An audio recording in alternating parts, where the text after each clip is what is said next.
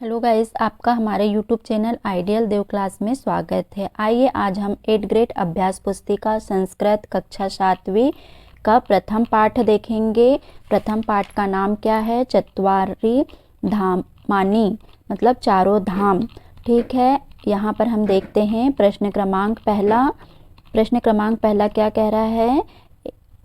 एक पदेन उत्तरम लिखत, एक पद में उत्तर देना है। प्रश्न क्रमांक पहला है हस्तमलकस्य गुरो नामः किम, मतलब हस्तमलकस्य का गुरु का क्या नाम था? तो उसके गुरु का नाम था शंकराचार्य। देखते हैं प्रश्न क्रमांक दूसरा है कस्य चत्वारः शिष्यः, तो इसके मतलब कस्य चत्वारः शिष्य, इसके चारों शिष्यों में मतलब चौथे शिष्य का क्या नाम था? तो शंकराचार्य। तीसरे नंबर का प्रश्न देखते हैं, दक्षिण दिशा प्रसिद्ध मठस्य नाम किम, तो मतलब दक्षिण दिशा में प्रसिद्ध मठ का क्या नाम था? तो रामेश्वरम। ठीक है, यहाँ आपका तीसरा प्रश्न कंप्लीट होता है। चौथा प्रश्न है उड़ीसा राज्य का पुरी अस्ति, तो उड़ीसा राज्य में क्या है? जगन्नाथपुरी। ठीक है, यहाँ पर आपका प्रश्न क्रमांक 4 कंप्लीट होता है। बढ़ते हैं प्रश्न क्रमांक 5 की तरफ। एक पदेन उत्तर, एक पद में उत्तर देना है। तो प्रश्न क्रमांक 5वां है मठानाम स्थापना केन कृत्वा, तो इसका उत्तर आएगा मठानाम स्थापना जगत गुरुष आदि शंकराचार्य, मतलब उस मठ की स्थापना किसने करी थी? जगत गुरु शंकराचार्य ने। ठीक है, यहाँ पर आपका प्रश्न क्रमांक 5वां कंप्लीट होता है। प्रश्न क्रमांक 6वें की तरफ बढ़ते हैं। वेदांत त्वानाम प्रचारार्थकानि स्थापितानि, तो उत्तर आएगा वेदांत त्वानाम प्रचारार्थम एतानि पठानि स्थापितानि। प्रश्न क्रमांक 7वां देखते हैं, वयम कम स्मरामः, उत्तर आएगा मतलब वयम कम स्मराम, किसे याद करना चाहिए? तो आदि शंकराचार्य स्मरामः। ठीक है, यहाँ आपका प्रश्न क्रमांक 7वां कंप्लीट होता है। प्रश्न क्रमांक 8वां है कानि पवित्र धामानि, मतलब कौन कौन से पवित्र धाम है? तो उत्तर आएगा चत्वारि पवित्र धामानि, चारों पवित्र धाम हैं। ठीक है, यहाँ आपका प्रश्न क्रमांक 8वां कंप्लीट होता है। प्रश्न क्रमांक 9 की तरफ बढ़ते हैं। दीर्घ उत्तरम लिखत, तो इसका देखते हैं प्रश्न क्या कह रहा है। श्रुति स्मृति पुराणाम नाम इति श्लोकम लिखत, तो उत्तर आएगा इसका श्रुति स्मृति पुराणाम नाम आलयम करुणालयम नमामि भगवत्य पादम संक्रम लोक संक्रम, तो इसका हिंदी में अनुवाद देखते हैं। वेद स्मृति और पुराणों के स्थान, करुणा निधान और संसार का कल्याण करने वाले भगवान शंकर के चरणों में मैं वंदना करता हूँ। ठीक है, यहाँ आपका प्रश्न क्रमांक 9 कंप्लीट होता है। प्रश्न क्रमांक 10 की तरफ बढ़ते हैं, जो आपके पाठ का आखिरी प्रश्न है।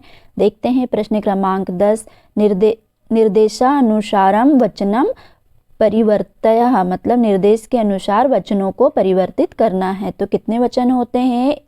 3 वचन होते हैं, एक वचन, द्विवचन और बहुवचन। तो यहाँ हमको एक वचन को बहुवचन में बदलना है। तो जैसे यहाँ उदाहरण दिया हुआ है धाम, तो धाम का क्या होगा?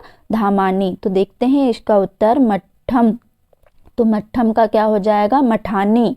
दूसरा है ख नंबर का नाम, तो नामानि। ग नंबर पुष्पम पुष्पानि। घ फलम फलानि। 5वां वस्त्रम वस्त्रानि। ठीक है, यहाँ आपका प्रश्न क्रमांक 10 हुआ। इसी का खा देखते हैं। रेखा चित्र दिशानुसारम मठानामि लिखत, मतलब रेखा चित्र के हिसाब से मतलब दिशाएं दी हुई हैं। कितनी दिशाएं होती हैं? 4, पूर्व पश्चिम उत्तर दक्षिण। तो कौन सा मठ किस दिशा में है ये बताना है। तो देखते हैं पूर्व दिशा में कौन सा मठ है?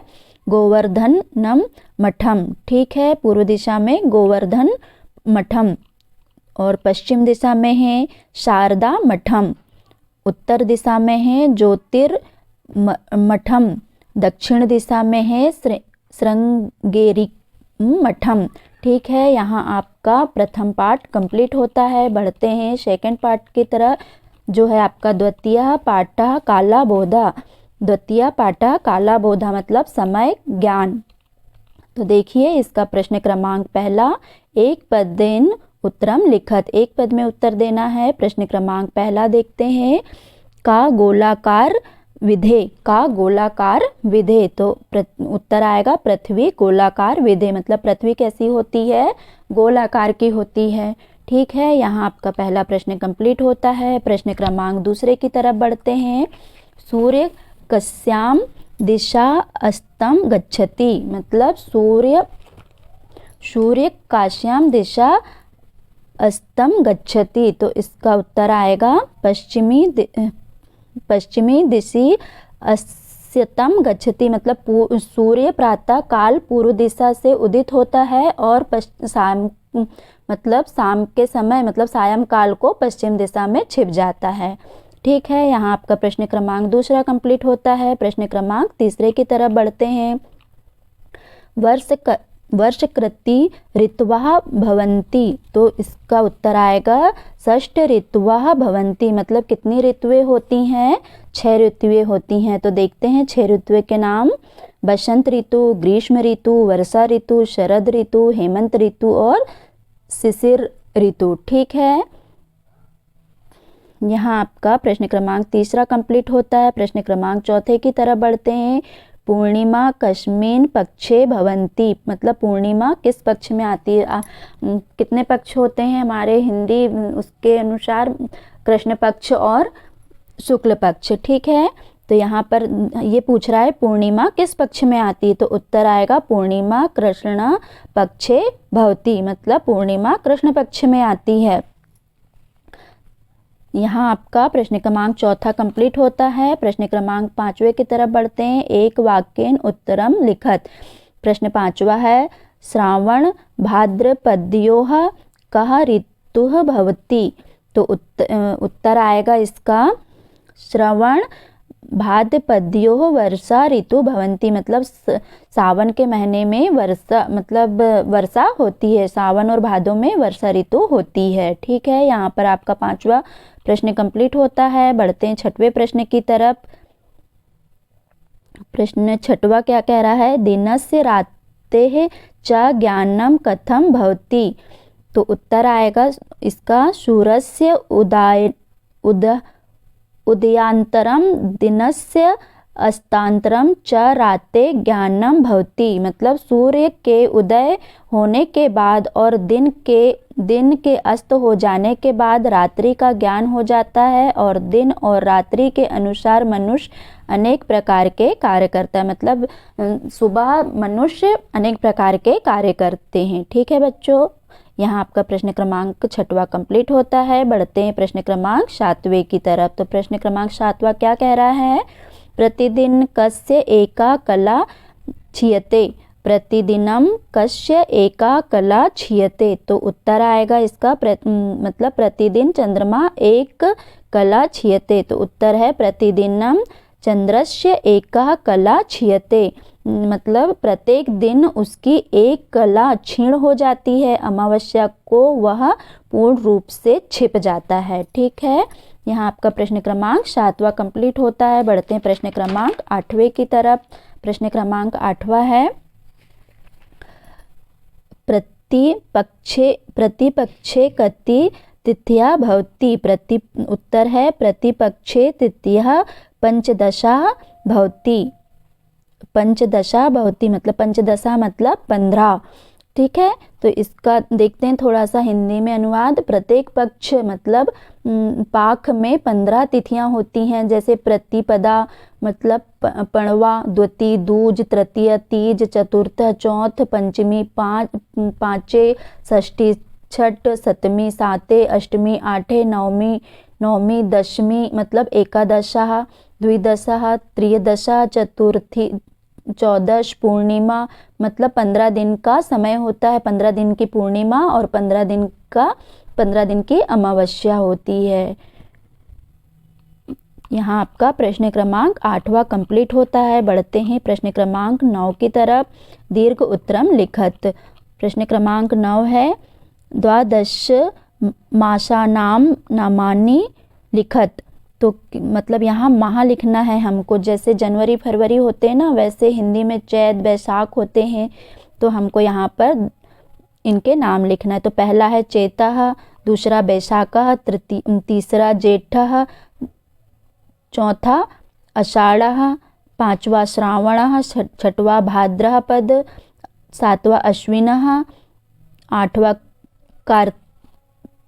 कार्तिकः, नवमा मार्गशीर्षः, 10वां पोषः, 11वां माघ, 12वां फागुनः। ठीक है, यहाँ आपका प्रश्न क्रमांक 9 कंप्लीट होता है। बढ़ते हैं प्रश्न क्रमांक 10 की तरफ। देखते हैं प्रश्न क्रमांक 10 क्या कह रहा है। एकादशः विशतिपर्यन्तं संस्कृते संख्यां लिखत। तो उत्तर है इसका एकादशी, द्वादशी, त्रयोदश, चतुर्दश, पंचदशः, षष्ठः, सप्तमदशः, अष्टदशः, नवदशः और विंशतिः। ठीक है, यहाँ आपका प्रश्न क्रमांक 10 कंप्लीट होता है। इसी का खान नंबर का पॉइंट देखते हैं। क्रमानुसारम ऋतुनामानि लिखत, मतलब क्रम के अनुसार ऋतु लिखना है। तो उत्तर देखिए, ग्रीष्म ऋतु, उसके बाद कौन सी ऋतु आती है, वर्षा ऋतु, फिर आती है शरद ऋतु, फिर आती है बसंत ऋतु, फिर आती है शिशिर ऋतु, फिर आती है हेमंत ऋतु। ठीक है, यहाँ बच्चों आपका दूसरा पार्ट कंप्लीट होता है। ठीक है, मिलते हैं अगले पार्ट के साथ अगले वीडियो में। अगर आपको हमारा ये वीडियो पसंद आया हो तो प्लीज़ इसे लाइक कीजिए, शेयर कीजिए और सब्सक्राइब करना न भूलिए।